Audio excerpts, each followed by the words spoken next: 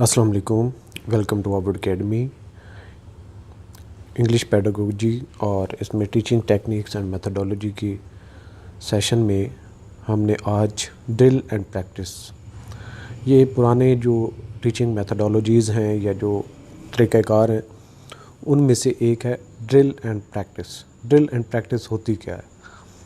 जब टीचर आपको एक टॉपिक पे डायरेक्ट इंस्ट्रक्शन यूज़ करते हैं या ट्रेडिशनल लेक्चर का मेथड जो भी अडॉप्ट करते हैं, एक चीज़ पढ़ा देते हैं तो उसके बाद आपको एक्सरसाइज दी जाती है कि आप 2 क्वेश्चन 3 क्वेश्चन सॉल्व करें, या फिर साथ में आपको होमवर्क दे दिया जाता है कि 10 क्वेश्चन ये स्टूडेंट ने करके आने। टीचर बाद का वाइट बोर्ड है, ब्लैक बोर्ड है, तो उस पर लिख भी देते हैं क्वेश्चंस कि आपने ये सॉल्व करके आने हैं।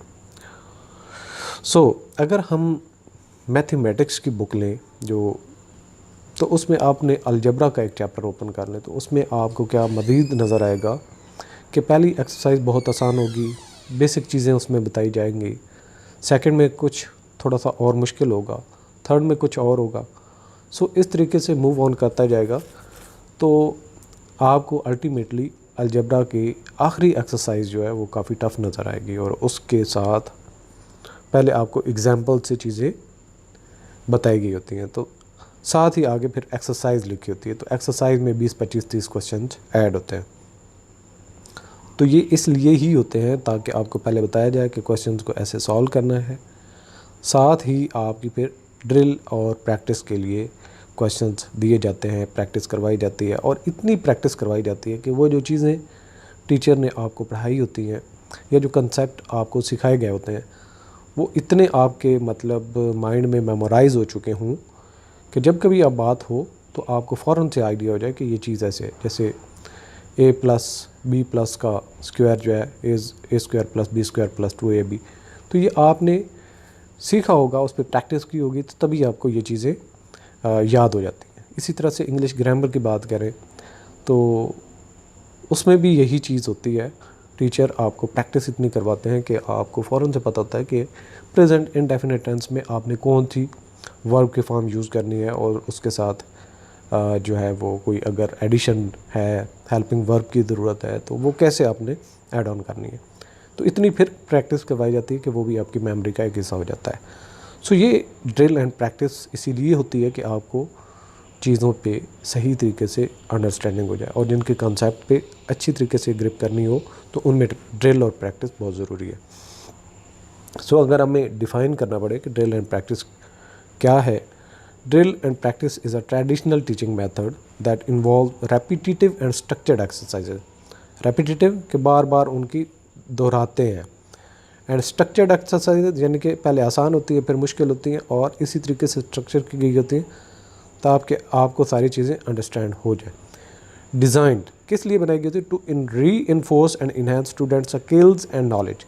कि टीचर का ये मकसद होता है कि स्टूडेंट को इस काबिल बना दे कि उसकी स्किल और नॉलेज परमानेंट बेसिस पे इन्हेंस हो जाए, और वो ख़ास सब्जेक्ट जो भी वो पढ़ा रहे हैं उसमें ड्रिल एंड प्रैक्टिस जिस रेलिवेंट भी हो रही होती है। It is commonly used in subjects that require a strong foundation of facts.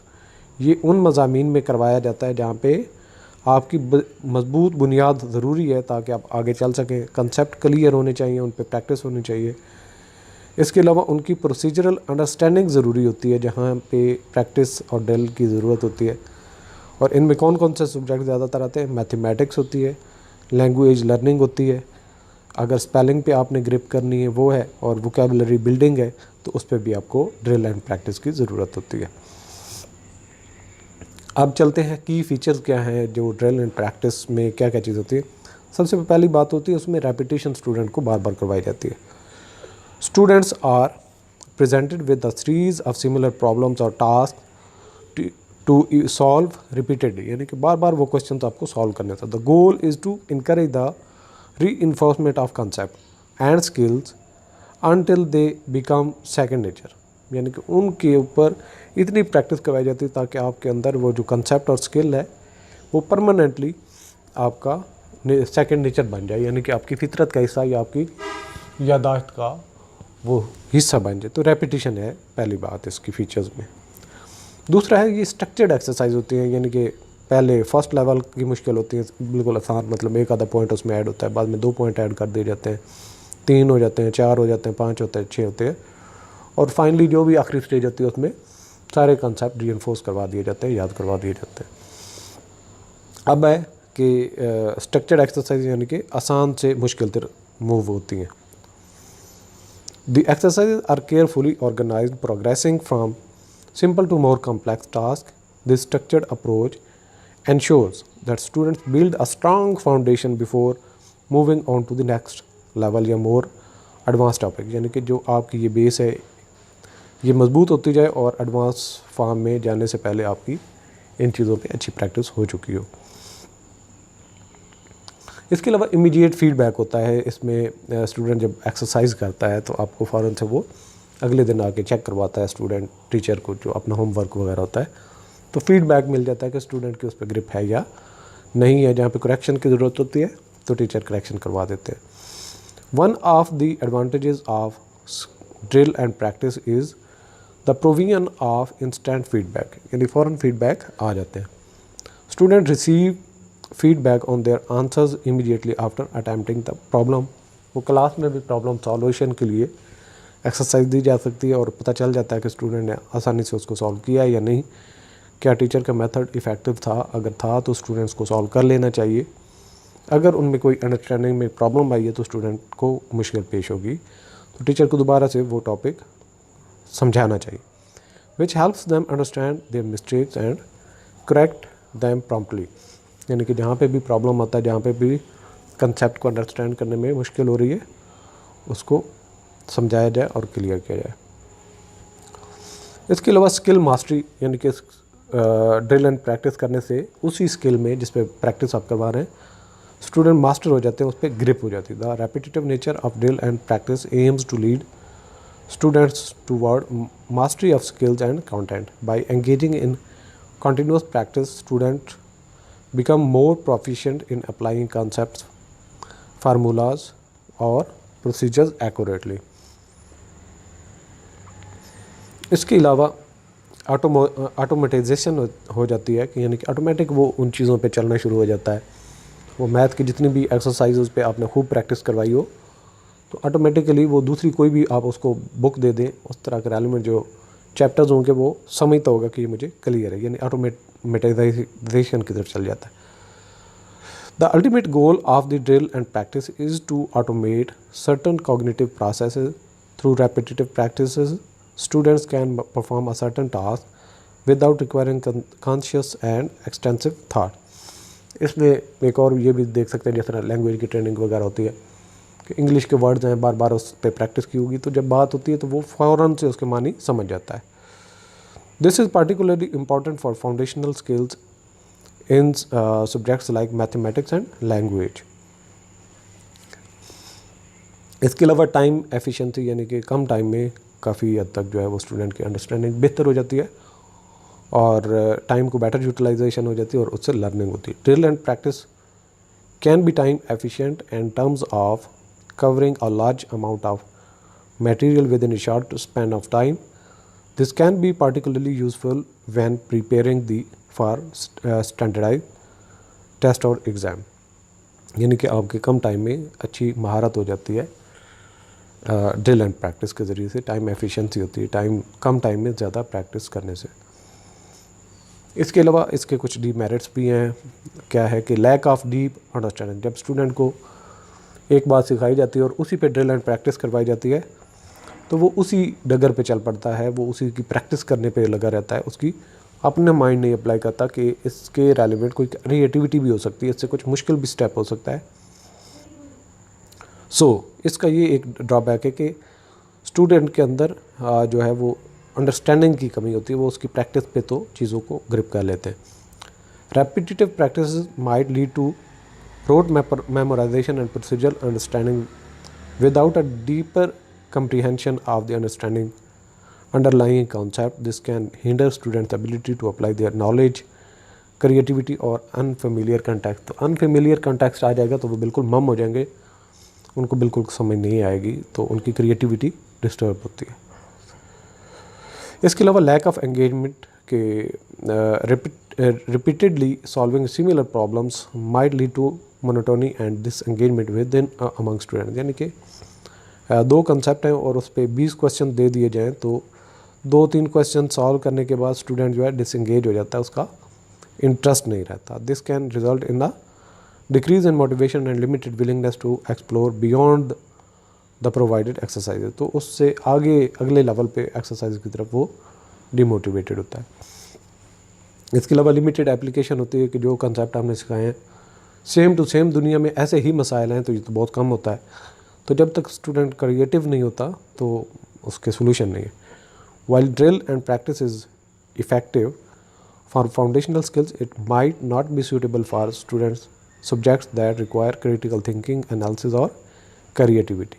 तो ये टीचर ने डिफ़ाइन करना है कि क्रिटिकल थिंकिंग, एनालिसिस और क्रिएटिविटी के जो सब्जेक्ट्स हैं उनमें ड्रिल एंड प्रैक्टिस की बजाय ऐसी एक्टिविटीज़ लेके आई जाए जिसमें बच्चा अपना माइंड अप्लाई करे और रेपिटेटिव नेचर के जो एक्सरसाइज है उनकी तरफ ना लेके जाए। अगर हम कंक्लूड करें तो drill and practice is a traditional teaching method that involve structured repetition of exercises. यहाँ पे इसकी डिफाइन है टू इन्हेंस स्टूडेंट्स स्किल्स। फ़ायदा क्या क्या होते हैं इनके कि स्टूडेंट्स की इससे स्किल इन्हेंस होती है, नॉलेज इन स्पेसिफिक सब्जेक्ट बनता है। It can be efficient way to build solid foundation, इससे बुनियादें बनती हैं, but should be supplemented with the teaching methods to promote deeper understanding. तो जो इसके मसाइल हैं उसका भी सोल्यूशन की तरफ टीचर को फोकस करना होगा, क्रिटिकल थिंकिंग की तरफ लीड करना होगा और एप्लीकेशन ऑफ नॉलेज की तरफ लेके जाना होगा, जाके स्टूडेंट फ्यूचर में अनसीन प्रॉब्लम्स को भी सॉल्व करने के अहल हो। अब चलते हैं अपनी क्विज़ की तरफ और होप्स हो कि आप आसानी से सॉल्व कर लेंगे। What is the primary purpose of drill and practice in traditional teaching methods? Option है हमारे पास इनकरेज क्रिटिकल थिंकिंग, बी है प्रमोट क्रिएटिविटी, सी ऑप्शन है इनहेंस फाउंडेशनल स्किल्स, डी है develop social skills. Right option C है enhance foundational skills. Next हमारा question है what is the primary purpose of drill and practice in traditional teaching methods?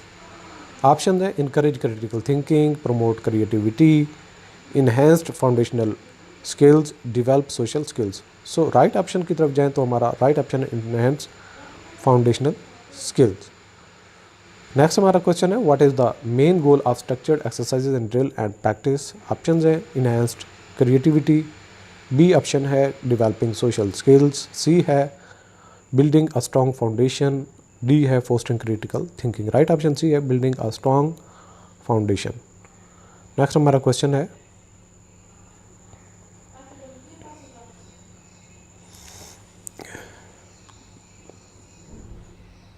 what is one advantage of the drill and practice method? Option है encourages exploration beyond exercises, B है provides immediate feedback, C है promotes only rote memorization, D है focuses solely on advanced topics. So right option B है provides immediate feedback. अगला question है what does drill and practice aim to achieve through repetition? Option है enhanced creativity, develop procedural understanding, C है encourage critical thinking, D है eliminate the need for practice. So right option B है develop procedural understanding. Next question है what is the significance of automatization in drill and practice? Option है encourage complex problem solving, B है requires constant conscious thought, C है aims to outcome cognitive processes, D है limits foundational skill development. सो right option C है aims to automate cognitive processes. Next question हमारा in which type of subject can drill and practice be particularly time efficient?